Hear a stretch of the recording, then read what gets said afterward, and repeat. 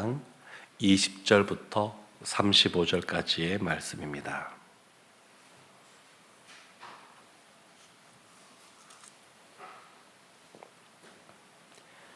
마가복음 3장 20절부터 35절 한 절씩 교독하겠습니다.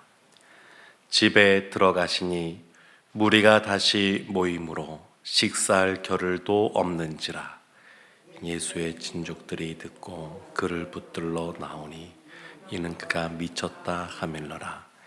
예루살렘에서 내려온 서기관들은 그가 바알세불이 집혔다 하며 또 귀신의 왕을 힘입어 귀신을 쫓아낸다 하니 예수께서 그들을 불러다가 비유로 말씀하시되 사탄이 어찌 사탄을 쫓아낼 수 있느냐.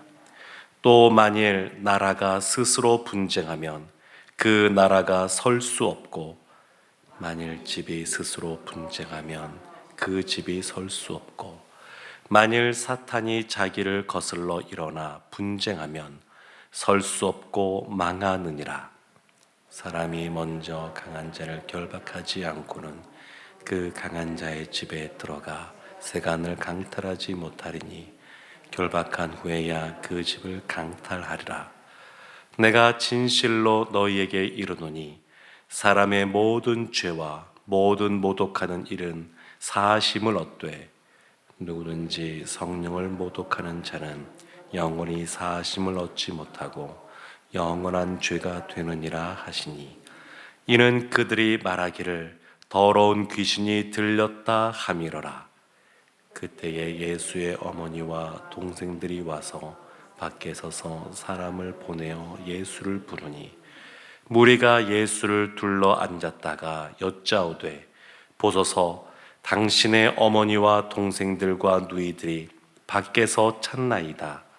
대답하시되 누가 내 어머니이며 동생들이냐 하시고 둘러 앉은 자들을 보시며 이르시되 내 어머니와 내 동생들을 보라.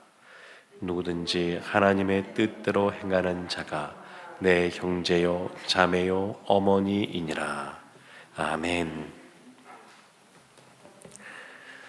예수님 때문에 동서남북 각지에서 예수님께 나오는 사람들이 있었습니다. 또 반면에 예수님을 미워하고 예수님을 죽이고자 하는 또 다른 사람들의 모임도 생겼습니다.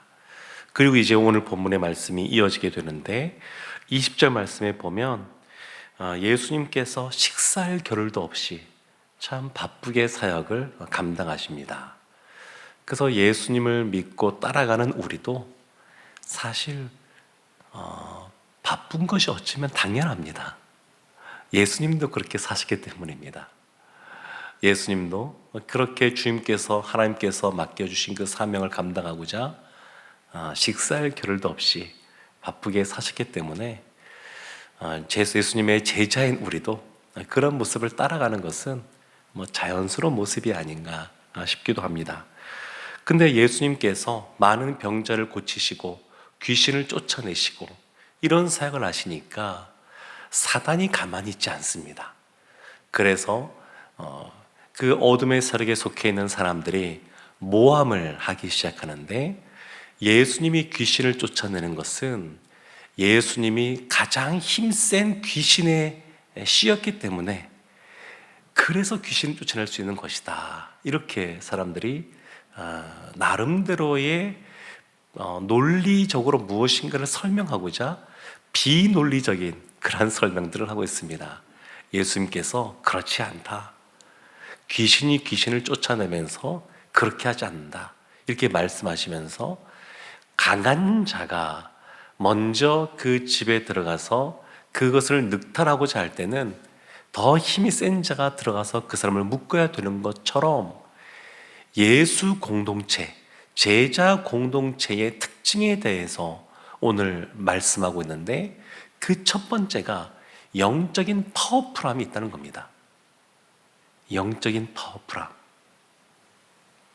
예수 공동체는 그냥 예수 사람들 좋은 사람들끼리 모여서 있는, 그래서 그 안에서 그냥 감사하고 기쁨만 있는 그러한 공동체가 아니라 예수가 그 공동체의 주인 되시는데 그 공동체는 영적인 파워풀함이 있습니다. 영적인 파워풀함.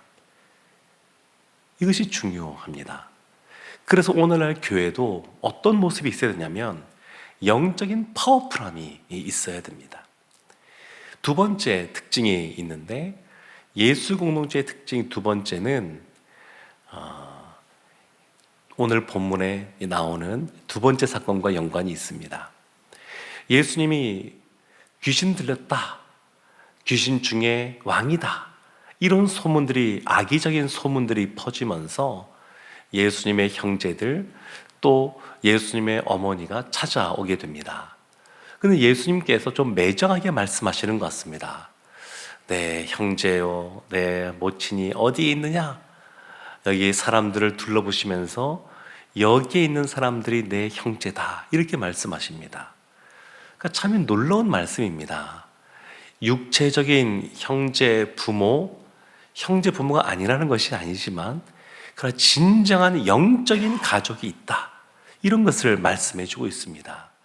육체적인 부모, 형제가 영적인 가족이기도 한다 그러면 훨씬 더 좋지 않겠습니까? 예수님께서는 이 예수 공동체의 특징, 제자 공동체의 특징 두 번째로 영적 가족됨에 대해서 말씀하고 있습니다. 영적인 가족이라는 겁니다. 이제 대학교에 입학을 하게 되면 신입생들 중에서 그런 대학들이 있습니다. 의무적으로 1년은 기숙사 생활해야 된다, 이런 대학들이 있습니다. 그렇게 기숙사 생활하다 보게 되면 그 같이 있는 룸메이트들과 친해지게 되는데 이런 것들은 강제적으로 친구가 되게 하는 겁니다. 룸메이트로 묶어서 그냥 서로 연관도 없고 알지도 못하는 사이인데 룸메이트라고 하는 걸로 같은 방에 그 사람들을 집어넣어서 그 안에서 강제적으로 친구가 되게 하는, 인위적으로 친구가 되게 하는 그러한 제도라고 할 수 있습니다. 그런데 일반적으로 우리가 친구라 그러면 유유상종이라는 말처럼 무엇인가 이렇게 비슷한 것이 있고 공통의 관심사가 있고 그런 사람들이 친구가 됩니다. 흔히 그렇습니다. 유유상종. 근데 지금 예수님의 말씀을 듣고 있는 사람들을 보게 되면 예수님을 믿고 예수님의 말씀을 듣고 있는다라고 하는 공통점은 있습니다만, 근데 지금 모여있는 사람들이 누구냐면 유대인도 있고 이방인도 있고 평소에 원수지간인 사람들이 다 모여 있습니다. 평소에 함께하지 않는 사람들, 서로 관심도 두지 않는 사람들, 서로 적대하던 사람들도 그 안에 있습니다. 근데 지금 그들이 영적인 가족이 된 겁니다. 영적인 가족. 보통은 이런 연관성을 가지고 유유상종의 모습으로 사람들이 가까워지게 되는데 지금 이 자리에 모여있는 사람들은 예수님 때문에 갑자기 영적인 가족이 된 사람들, 연관성이 있죠. 예수 믿는다라고 하는. 그렇지만 실제로 그들의 삶으로 들어가 보면 너무너무 다른 모습이 많은 겁니다. 단순히 성격뿐만 아니라 그냥 그들이 그동안 수십 년 동안 살아오면서 그 문화 속에서 서로 적대하는 문화들이 있지 않았겠습니까? 그런 상황 속에서 한 가족이 된 겁니다. 한 가족. 그러니까 예수님 앞에서 우리가 예수님의 가족이 된다라고 하는 놀라운 그러한 은혜가 우리 가운데 주어지는데, 근데 그 안에 실제로 들어가 보면 예수님 때문에 모여있는 사람들 가운데 생각도 다르고 성격도 다르고 배경도 다른 사람들이 참 많이 있다는 겁니다.